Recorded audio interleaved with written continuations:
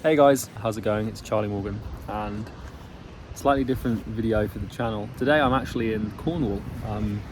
As you can see here, I'm just sat out on these beautiful headlands on the coast. But today I want to talk about leverage and asymmetric returns, which is something that you can have in business, and it makes life a lot easier and it helps you make a shit ton of money. And it's the difference between what leverage you have and what you can use. Leverage is something you can use to get what you want, or something that you have at your disposal, a tool or an item or something that if applied helps you accomplish a goal. And asymmetry means disproportionate input to output ratios. And if you understand asymmetry and leverage, you can understand how to get what you want in the shortest time possible with the least amount of energy and time output as possible, which is kind of the point of optimization. When you are building a company in the early days, from 0 to probably around 7 figures, the only form of leverage you really have is yourself. And so as a human, you have two things at your disposal, two things that you can use. Well, there's really only one thing you can use, and that's your energy. And your energy is the output you have, the capability you have as a human, as an individual, as a sovereign being, to apply to a task or a problem to create solutions. And that's really what creating a business is it's just amalgamating solutions, and eventually you build something. So business is problem solving, right? And I don't mean problem solving for your customers, that's what products do, but if you're building a company, then you need leverage. And when you're starting, you have to realize that the only real form of leverage that you have is your energy. Now, this is where we have the work smart, work hard conundrum come in, right? Because the more intelligent you are and the more focused you are, the better you can put your energy to use. So everyone has the same amount of hours in the day, and give or take a few kilojoules here and there, everyone has a similar amount of energy, right? And sure, there's going to be extremes where some people don't have any energy. For example, if you've got chronic fatigue and you can't work properly for more than an hour without falling asleep, then you're at a massive disadvantage. But if you're watching this, I hope you don't have that. Most people don't. So the more intelligent you are and the more focused you are, the more you can get from your energy, and the faster you can get to a place where you can actually start to leverage other people's energy. And that's the position I'm at now, and the realization, the epiphany that I've had, and the paradigm shift that I've been sort of trying to conjure for the last few months. It's like your own individual energy, your work ethic, and your intelligence and focus. So that's the thing that gets you to sort of 7 figures, maybe multi 6 figures, but I'd say 100 grand a month. It's really just about the work. It's about how hard can you work to accomplish your goals. Once you have money, you have capital. And capital is a form of leverage that you can buy to basically use to buy other people's energy. And that's when you start to experience asymmetric returns in your business as a result of other people's efforts, not your own. And what I've learned, having talked to lots of very clever people at that sort of 8, 9-figure level, is that they don't work hard in a traditional sense. They had to get to 7 figures. But what they do is they recognize that they accomplish their goals, right? So to go from 7 to 8 figures, you accomplish that more through leveraging other people than you do yourself. And I don't mean leveraging in terms of manipulating and putting people under pressure and, manipulate them to get what you want, because that's what most people think leverage is. But there comes a point where the asymmetry between your effort and the output of a business sort of is balanced out with an input-output ratio. And what you can start to do is you have capital and resources is buy other people's leverage, buy other people's energy and leverage it. And so the whole paradigm shift that I've had recently is that for me now, the position that I'm in, so I've got a multi-7-figure coaching company. We do about 200,000-300,000 a month. If I want to get to $1 million a month, which is my current goal, right, and that's what I'm it's the new reality that I'm manifesting, if you like, not manifesting in the woo-wah sense, but differently. If I want to do that, it becomes more about my decision-making ability than my working ability. And I've been trying to, break this plateau of, multi-7 figures for, best part of half a year. And I've realized actually, Charlie, it's no longer about whether or not you can pull off 70 to 80 hour work weeks. It's more about how good are you at making decisions about where you should put that energy. So, as you make more money, you create more problems. More problems require more solutions. And this is why people plateau, in my opinion, in business, is because they hit a point of diminishing returns on their own time and energy, whereby there's only so much you can do in a day. And if you're not willing to let go of control of the business and outsource to other people and leverage other people's energy and time, then you plateau. Because, if you've got 10 problems to solve and you're solving those and that you're just on the brink of burnout, then if you give yourself an 11th problem, which could be the problem that you need to solve to get to the next level, you won't be able to solve it, or you'll sacrifice problems prior to that sit on, that underpin the next problem. Problems are like a pyramid in business. It's like, if you want to solve the one that gets you to the next level, you need to have all the other ones in check. Otherwise, the solution at the top just completely has no effect. And so for me now, I've kind of concluded that 7 to 8 figures is, I can't use the same playbook I used to get to 7 figures than I can to 8. And this requires a huge shift in my identity and paradigm. For me now, it's more about my ability to hire and manage than it is to just purely work. Because there's only so many sales calls you can take, right? There's only so many products you can build. There's only so much of a output that you can have as an individual. And so this is more of a journal type video for myself to reflect on when I'm at 8 figures, 9 figures, 10 figures, who knows, right? But this is my hunch, right? It's my conclusion and the paradigm shift. And so I'm now re-optimizing my schedule and lifestyle to be less about grinding and more about thinking. I realized this a long time ago, before I even had my first business, when I found out that Warren Buffett spends pretty much all of his time just reading and thinking, because Warren Buffett's business was built off of a few very, very good decisions.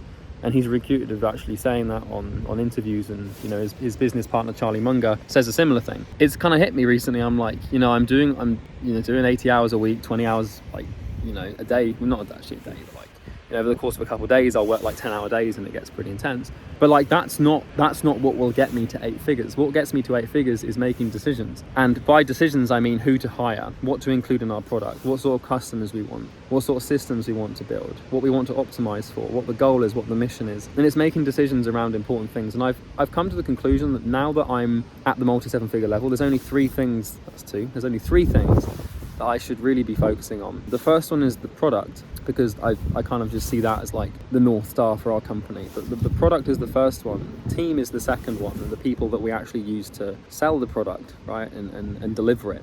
Because we're building our entire company is product focused, and what that means is that all we want to do is create a great product and distribute it properly. For us to do that, we need a team for acquisition and a team for operations. And what I mean by that is a team of people that can set and close appointments for the product, and a team of people that can deliver results for clients and support them and coach them and make sure that their questions are answered and their problems are solved. Other than that, bar a few operational things and accounting things, our business doesn't really require any other humans, right? We're not at the level, and I don't really want to be at the level where we have to have a HR manager, a marketing manager and all this stuff. We will need that to get to the next level, but 8 figures I don't think really requires that. If you've got 1 or 2 really fucking good products at a very high price, and a large enough audience to sell to who are willing to pay those prices, and a team of talented people that are willing to part with their money to have that problem solved by that product, you don't really need anything else to build an 8-figure business. I might be wrong, and I'm sure that there are things that I'm missing that I can't see yet that I will need, and I'll probably change my mind, such as the what would you call it, the definite demise of an entrepreneur is someone who can't foresee things that they need to see, if that makes sense. And so I'm aware that this paradigm may need to shift and that it's not fully formed. So the first 2 things are the product and the team, but really the third one is systems. So we've got product, team and systems, and by systems I mean systems like processes and procedures that the humans building the company can follow to reliably and predictably and consistently produce results and outputs that are conducive to the achievement of the mission of the company, which is to make client acquisition easy. And I think that in order for me to build a very good product, build a very good team, and architect and construct systems that produce outputs that are desired consistently, that requires work, and it requires my energy, if that makes sense. But if I want to make good hiring decisions, and if I want to make incredible product design and build programs and modules and hire people to run the product that are very talented, and if I want to build systems that are reliable, that's not something that I can just achieve through grinding. It's more about thinking than it is about grinding, if that makes sense. And so what I'm trying to say, if you're in a position now where all you seem to do is work and work and work and you have no time off, that was me, and that was my paradigm and what I thought I'd have to do to get to the next level. And I think that I will still have to output a lot of energy. I always look for asymmetric returns. Where can I put the least amount of energy and input to get the biggest result? And one example of this is just currently having 1 product in our business. So it's like I've realized that if I just build one thing and sell it for a high price and it's just the best thing on the market and it gets insane results, then I'd rather have 1 product that I can sell for extremely high ticket to a lot of people that delivers results every time consistently. I'd rather have 1 of those than 5 products that kind of are okay, because I could have 5 products that are kind of okay and achieve the same goal at like a 500, 600 grand a month level. But why would I want to do that and have so much complication and complexity and a myriad of interconnections that I don't need to have when I can just have one thing and achieve the same goal. It's kind of like marketing agencies that have more than one service can't achieve scale with a huge amount of operational drag. You can, but you can't do it profitably and while staying sane from my perspective and from what I've experienced. And so that's the moral of the sort of journaling thing that I'm doing here, right? Is it's like there is an end in sight. If you are burning yourself out, because this was me, I was burning myself out like every 2 weeks, working like disgusting amounts of hours to do things and, you know, partake in actions and activities that were producing results but were burning me out. It's like, if you're doing that and that's you, if you do it for so long and you're intelligent enough and you're focused enough, and that's how you maximize your energy output and what you get from it, like if you do those things for long enough, for like 2-3 years, then you can actually start to outsource that work to other people and find and hire talented individuals to run the show for you, and then you are more of a chess person. It's kind of like, think about playing chess, right? It's like a chess grandmaster. It's like, if you want to win a game of chess, you don't do that by constantly working. You do it by making very calculated moves and decisions. And so like, if you gave a chess grandmaster, like if people won games of chess through work and not decisions, it would be more about how many pieces you can move around and how many moves you can make. It's like a chess grandmaster would rather make one move that's going to guarantee the win than 20 moves that might, if that makes sense. And that's the point I'm trying to make here. It's like, if you could put 1 hour of time into something that gets you the result, why would you put 20 hours of time into something different? And so, like I said, this paradigm isn't fully formed, but this YouTube channel it's a way for me to journal my journey, if that makes sense. And I actually started a journal a while ago called Meditations, an 8-figure journey, which I actually started this time last year when my business was doing around, I think, like $40,000 a month or something. No, actually it was a bit more than that, I think, but we've made some progress and I've been reflecting on that progress, but I've realized that I have to become someone new. I have to become someone who can think.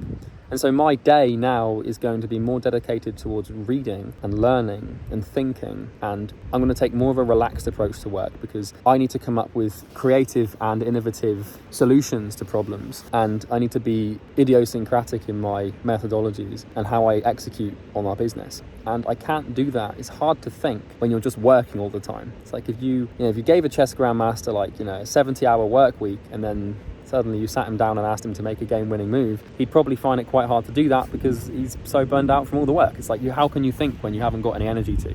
It's like, so my point is that instead of channeling all my energy into the physical actions of my body, into the work, I'm putting all my energy into my mind. There's a fun fact that the brain consumes, I think, like 5% of your mass, of your makeup, or 2% of your whole body mass, but it consumes like 20-25% of the energy. I might not be exactly correct there, but the point stands. It's like, I want the energy that I have to go to my brain as opposed to my body. And I don't mean body in terms of working out, but if you're working, then your body's doing actions. It's a weird metaphor, but I'm hoping you kind of get the point. If you're doing like, let's say you've got a business doing like 15 grand a month, right? And like, for you, it's still not about the decisions. You might think it is, and you have to make good decisions to get to 100 grand a month. But I think that like my playbook was to grind and work as hard as I could to get to 100 grand a month. And now that I'm there, I've got this leverage in terms of capital that I can use to buy other people's time and energy, and they can apply themselves to the specific tasks that I'm giving them. Yeah, I hope you found this video helpful. If you did, you can just,